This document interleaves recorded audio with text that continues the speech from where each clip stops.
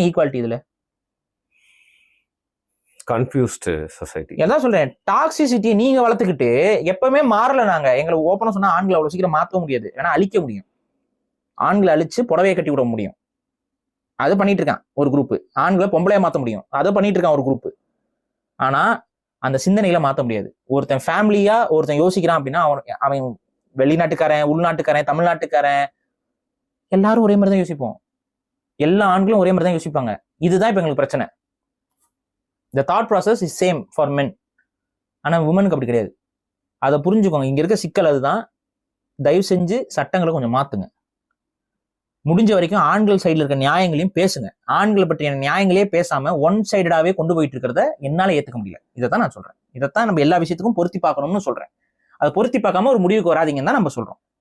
Okay, ஒரு கேஸை வச்சு இன்னும் 3 விஷயங்களை பத்தி பேசியிருக்கோம். ஸோ ஒரு பூனேல